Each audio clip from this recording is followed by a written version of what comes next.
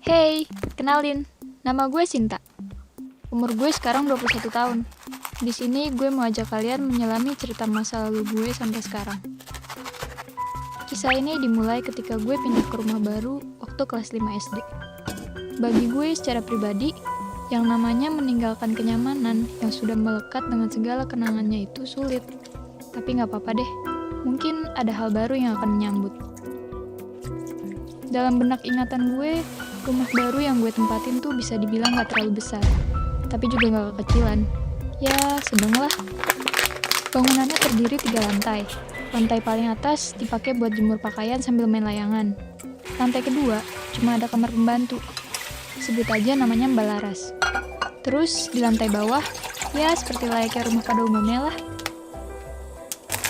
BTW, sebelah kiri rumah gue tuh tanah kosong ya guys. Persis banget di sebelah kamar gue. Nah, selama masih awal pindahan rumah, gue tidur di kamar sendirian. Soalnya kakak gue lagi ngerantau. Sampai suatu malam, tepatnya pas maghrib-maghrib, pintu kamar gue diketuk dari luar. Ternyata itu Mbak Laras. Mukanya pucat gitu kayak lagi sakit. Badannya agak gemeteran. Terus dia duduk di kasur gue sambil ngomong, "Non Sinta, Mbak Laras boleh kan numpang tidur bareng di sini?" Dan gue pun mengiyakan permintaannya. Soalnya kasur gue tingkat, atas bawah. Jadi boleh-boleh aja. Gue pergi pipis ke kamar mandi. Samar-samar, gue denger suara ngorok. Gue kira palingan bokap gue. Pas gue mau balik ke kamar, kan gue lewatin depan TV tuh. Ternyata bokap gue masih melek sambil nonton bola. Nah, siapa dong yang ngorok? Sambil jalan santuy, gue ngebatin dalam hati. Kalau jangan-jangan Mbak Laras yang ngorok. Gue balik ke kamar, ternyata itu bukan suara Mbak Laras. Terus suara siapa dong? Asli, bikin merinding. Jir, kalau bukan Mbak Laras yang ngorok, terus siapa dong? Ini gue gak salah denger kan ya? Untuk memastikannya, gue memberanikan diri nanya ke Mbak Laras yang masih melungkup di dalam selimut. Mbak Laras? Dia gak merespon apapun. Tapi gue masih penasaran. Jadi gue tanya Mbak Laras sekali lagi. Mbak denger gak sih suara ngorok itu? Dan dari dalam selimut, dia ngangguk mengiyakan. Dan suara ngoroknya mendadak kenceng kayak teriakan. Mampus, ini gak beres nih. Gue lari dari kamar dan ninggalin Mbak Laras. Kebetulan ada nyokap, terus gue tarik dan gue paksa buat ke kamar. Di situ, gue suruh nyokap gue buat pasang telinganya buat denger suara aneh ini. Tapi anehnya, jadi hening, sunyi, senyap. Nyokap gue bilang gini ke gue, "Mama gak denger apa-apa kok. Kamu salah denger kali." Alamak, masa iya sih gue dari tadi ngehalu dengar suara ngorok kenceng? Akhirnya nyokap nyuruh gue cepet-cepet tidur dan dia ninggalin kamar gue. Gue berusaha banget buat tidur cepet, tapi gak bisa. Gak bisa dengan suara ngorok yang ngikutin gini. Gue berusaha ngajak ngobrol Mbak Laras, tapi berasa dikacangin. Dia gak respon perkataan gue, dan mendadak suara ngorok itu kedengeran lagi, sekenceng-kencengnya. Gue langsung lari keluar ninggalin Mbak Laras. Gue sampai ngos-ngosan depan bokap. Terus bokap mendadak beranjak dari sofa dan berusaha nenangin diri gue. Gue coba sampein apa yang gue dengar dan gue tahu. Gue gandeng tangan bokap gue erat-erat. Tapi gue sadar suara ngorok itu samar-samar mulai menghilang.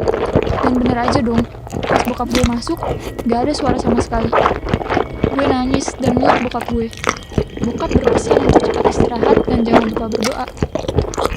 Malam berikutnya, habis kelar ngerjain PR, gue sempetin buat baca komik Doraemon sampai ngantuk di kasur bawah. Lumayan nih, buat ngademin otak yang panas mikirin PR tadi. Nah, pas gue lagi baca komik, kamar mandi di sebelah itu berisik banget. Biar biur, kayak gak ada akhlak, padahal udah malam. Awalnya gue mikir, palingan Mbak Laras mungkinnya terlalu semangat sampai malam.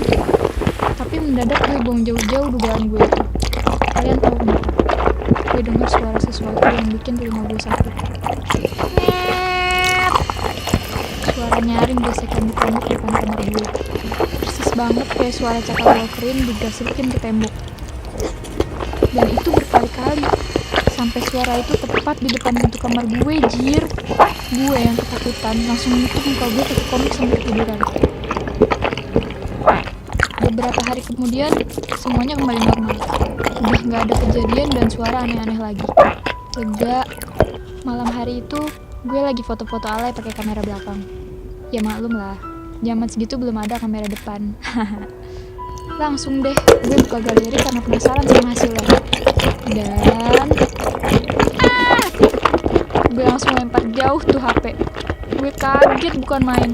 Dan karena muka gue burik bukan. Tapi ada yang aneh. Gue coba ambil lagi tuh HP. Gue zoom tuh foto dan ada mbak kunti dong nyindir natap gue di dekat rak buku. Gue auto lari keluar kamar. Padahal bokap gue lagi nonton TV di depan kamar. Dan anehnya, gak tau kenapa gue refleks hapus tuh foto dan mau cerita ke bokap gue. Asli, mukanya kebayang banget. Rambutnya panjang berantakan. Matanya natap gue. Ih. 2 minggu setelah kejadian itu, gue jadi rajin sholat sama ngaji. Ya lumayan lah, meskipun baru baca ikro doang. Sebenarnya gue udah cerita ke bokap sama nyokap, tapi mereka terkalang skeptis dan hal-hal mistis. Cuma gue dan Mbak Laras yang paling paham akan situasi ini. Pernah waktu gue lagi mandi, mata gue kan pedes tuh, sampo. Samar-samar, gue lihat bayangan muka gede dong. Fix, kayak buto ijo yang gue tahu cerita tim Mas. Dan lari, tapi mana sempet andukan. Malu dong. Gue sambil komit-kamit merem, terus berusaha ngintip dan syukurnya udah gak ada tuh setan. Heran deh, hidup gue di rumah ini kayak gak dikasih nafas buat tenang tanpa gangguan setan yang terkutuk ini. Setelah kejadian itu, gue tiap mandi minta jagain sama Mbak Laras. Dia nunggu di depan pintu. Karena gue rada parno, jadi pintunya gue buka dikit biar aman kalau ada apa-apa. Wajar ya, namanya juga anak SD. Kejadian horor ini berjalan terus-menerus. Kadang gue udah terbiasa, tapi di lain sisi gue masih takut. Gue masih inget banget tuh, Mbak Laras curhat nggak betah kerja di sini. Katanya dia capek digangguin dulu. Gue sih kasihan, tapi mau gimana lagi? Sambil masang muka sedih, Mbak Laras cerita. Beberapa hari yang lalu dia ketindihan gitu. Dia ngerasa dirinya sadar, tapi nggak punya kendali penuh atas badannya. Singkat cerita, kehidupan gue di rumah ini mulai normal. Semenjak gue masuk SMA lebih tepatnya. Dan gue punya adik yang masih kecil. Yang paling kecil sekitar 2 tahunan saat itu.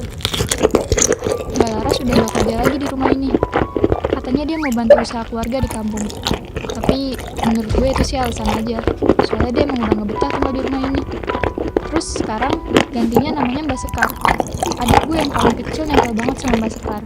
Soalnya untuk urusan apa-apa, Mbak Sekar siap sedia. Suatu malam, pas banget gue lagi kelar sholat maghrib, gue dengar teriakan adik gue yang masih kecil sambil nangis-nangis. Mbak, buka mbak, ada yang ngeliatin aku. Ih. Beberapa saat gue sempet mikir, loh, bukannya si Ical sama Mbak Sekar ya tadi? Karena ngerasa gak beres, sontak gue langsung lari keluar.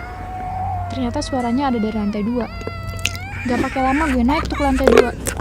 Gue lihat adik gue nangis ngedengin ketakutan di depan rumah. Sumpah, gue saat itu agak sebel ke Mbak Sekar. Adik gue tuh masih balita, jadi kalau rewel tuh berisik. Bahkan dari bawah aja udah bisa denger kok. Pas pintu kebuka, Mbak Sekar masih pakai mukena dan gue sebagai kakak langsung protes. Mbak Sekar gimana sih? Ini kok Ical tinggal didiemin aja di depan pintu? Bukain bentar kan bisa mbak? Mbak Sekar menundukkan salah sambil ngomong. Maaf Neng Sinta, tadi saya pikir deh Ical udah tidur di kamar bawah. Terus saya sholat maghrib dulu deh mbak. Asli, alasan yang gak masuk akal. Tapi gue berusaha tenang. Tapi setelah dipikir-pikir semuanya jadi masuk akal. Gue sadar di rumah gue itu gak cuma ada keluarga gue doang, tapi ada yang lain. Setelah sekian lama yang tenang, mereka mulai usil lagi. Gue coba tanya ke adik gue, Cal, kamu tadi lihat apa? Dengan polosnya, dia bilang, ada sosok hitam gede di depan tangga. Terus sesosok bayangan hitamnya naik tangga ke lantai 3. Dan asal kalian tahu, tangga ada di depan kamar Mbak Sekar. Refleks, gue nangis sambil meluk adik gue. Dan Mbak Sekar mengantar kami ke lantai bawah. Kasian, masih kecil dikasih lihat gituan. Dan hal aneh pun terjadi. Keesokan harinya, adik gue gak mau masuk kamar mandi. Katanya serem. ada makhluk gede di dalam kamar mandi. Nah, kan, jangan-jangan ini yang dulu nyakitin gue waktu masih kelas 5 SD. Saking keselnya, gue akhirnya buka pintu kamar mandi sama ngoceh gak jelas. Woi nyet, lu kalau mau ganggu gue aja sini, jangan ada gue. Dan gue berusaha ngelakuin hal yang sama di lantai atas juga. Mas Sekar cuma ngeliatin gue kayak orang gila. Jujur, gue pun aslinya takut. Tapi ya udahlah, cukup gue aja. Jangan sampai ada gue trauma kayak gue juga. Setelah sekian lama nggak diganggu, baru-baru ini suasana mencekam itu balik lagi. Kebetulan Mbak Sekar udah nggak kerja lagi di sini. Jadi kamar pembantu di atas kosong dan dijadiin gudang. Bayangkan gimana suasananya. Nah, tengah malam gue lapar.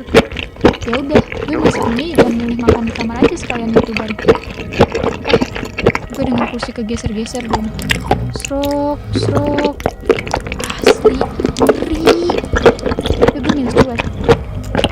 Malam berikutnya, pas gue lagi asik teleponan sama ayah Mbep menghalukan masa depan dan menentukan nama anak nantinya, ada suara aneh nyengir. Gue kira awalnya masalah sinyal, tapi makin lama makin jelas kayak nyanyi-nyanyi gitu. Mana pacar gue nanya pula saat itu juga, "Yang, kok kamu malah nyanyi sih?" What? Gue nggak nyanyi, Jir. Seketika gue nengok ke belakang dan